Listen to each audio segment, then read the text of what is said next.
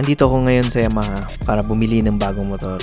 Nagsawa na kasi ako sa Click kaya kailangan kong bumili ng bagong motor. At ang napili kong motor ay ang Yamaha MT-15 2022. Malamang itatanong nyo sa akin kung bakit MT-15 ang napili ko. Well, i-discuss natin yan sa susunod na mga vlog. For now, enjoy nyo muna tong video na to. Ito yung air intake niya, no? Yes, sir. Intake na, sir. Asang ECU niya ito? Yan, sir. Nare-remap yan, di ba? Ang alam ko, sir.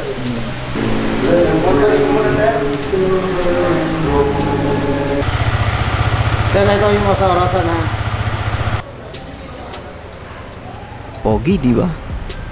Isa yan sa mga dahilan kung bakit ko napili ang MT-15. Pero hindi lang yan, marami pa. Kanan! Pagkalit natin! Okay, sir. Okay.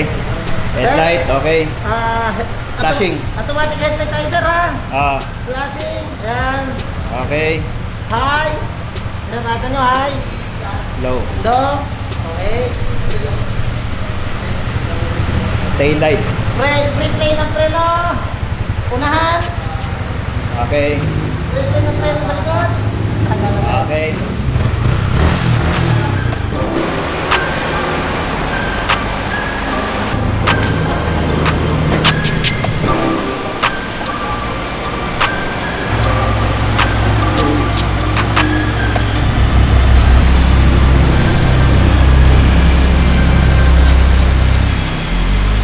Lock natin manibela. Yun. Okay. Sir, wait na susi ang ating kailangan, ha? Yun. Okay. Aspect na rin na susi ang... Ano ba ganyan? Yun. Sa gas, Sir, sa gas. Gas. Eh, press na konti. Okay. Okay. Eh, sir, ikaw ka na. Pete. Press. Yun. Minsan 2 weeks, 3 weeks.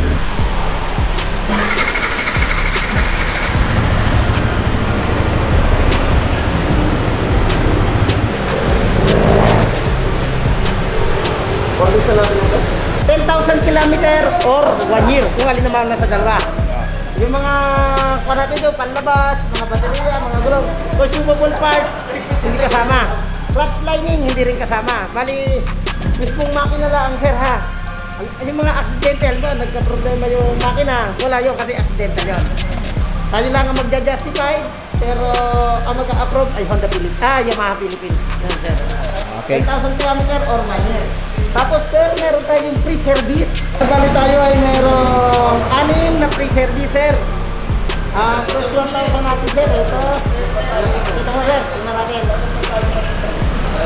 First service natin, 500 kilometer hanggang 1,500 kilometer or 1 month kung alin ang mauna sa dalawa. Okay. Check natin kung siya ba ay talagang may langis. Oh, sir, basa. Ibig sabihin, Okay. available siya. Langis. Okay.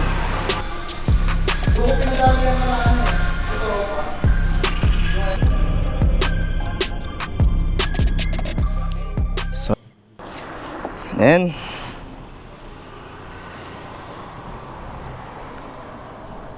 start.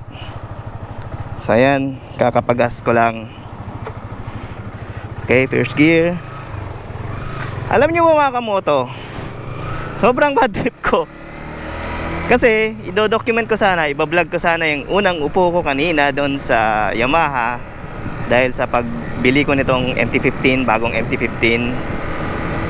Eh, hindi ko pala alam na yung battery pala ng GoPro ko is low bat. Eh ngayon, buti nga may 17% pa, so nakapag-vlog ako ngayon. Yun nga mga moto, update ulit tayo. Yun nga, kumuha ko ng bagong motor, tong MT-15 2022. So yan, naiuwi ko na. So yun nga, it's nice to be back sa vlog. Matagal akong hindi nag-vlog dahil nga, yun nga, nagsawa ako sa Click. And yun nga, sabi ko, kailangan ko ng isang motor na medyo para ganahan ulit ako mag-vlog. So ngayon, ito nga, ito kasing MT-15 mga kamoto, matagal ko na kasi itong pangarap. Kaya lang naman ako bumili ng Honda Click dati kasi bala ko lang talaga sa Honda Click, bibili ako ng motor na pang pamalengke lang. Kasi nung time na yon 2020, kakatapos ng lockdown, mahirap mag-commute nung time na yon. So bibili ako ng motor na pang pamalengke, pang daily use kung if ever may pupuntahan man ako. So yun yung ano ko dapat sa Honda Click. Pero ang gusto ko talaga is naked MT-15 talaga. So nung time na 2021, walang stock ng MT-15. Parang nag-stop sila ng production ng MT-15. Sabi ni Yamaha, hirap daw sa pyesa, lalo na yung Delta box frame. So yun, ngayon ulit nagkaroon sila ng stock. So again, nakapag-vlog, nakabili ako. So back to motovlog tayo mga kamoto. That's the good news. So ayan, kaya lang bad trip ako mga kamoto sa totoo lang. Kasi sabi ko, ayan, nag-vlog na ako ulit. So paglabas ko mismo ng Yamaha, kaso yun nga, lobat yung battery. Buti nga nung tinanggal ko yung battery ng GoPro, tapos kinabit ko ulit, medyo meron pa siyang 17% pala. So sana kung mapuputol man itong vlog ngayon, malamang lobat na ako. Matagal ko kasing hindi nagamit yung motovlogging gears ko, lalo na yung GoPro. So ang nangyari doon, siguro na-drain or syempre nag-discharge. Akala ko kagabi full charge pa naman to. Nung chinek ko, siguro biglang siguro dahil na-detect lang ng GoPro na full charge siya, dahil nga siguro para pang discharge na siya, kasi matagal siya hindi nagamit talaga. Matagal akong hindi nag-motovlog eh.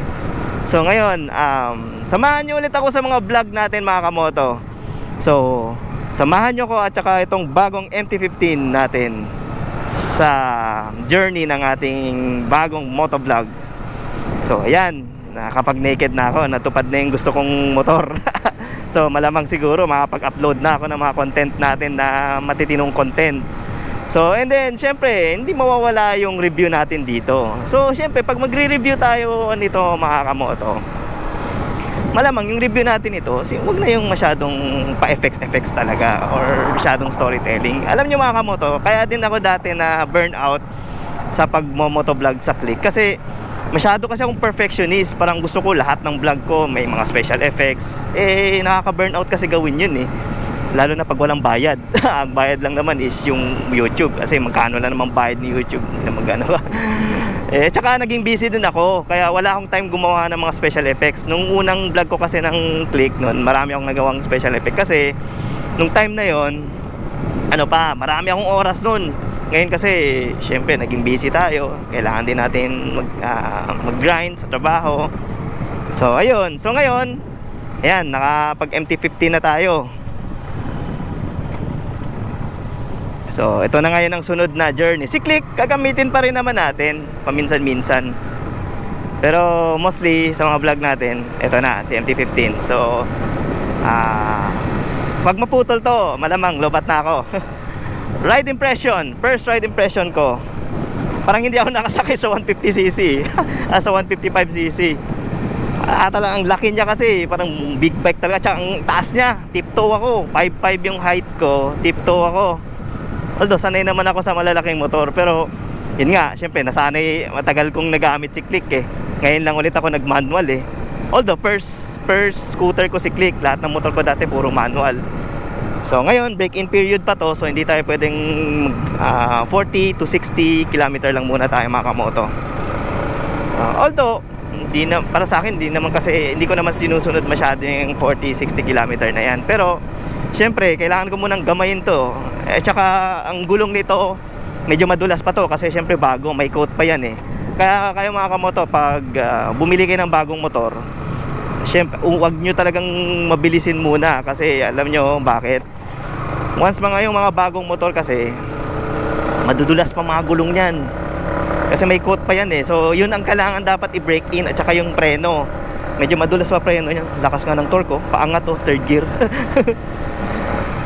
Yun, first impression ko dito, yun nga, para akong hindi nakasakay sa big bike, sa 150cc. Para siyang 400cc or something. At saka yung torque niya ibang klase.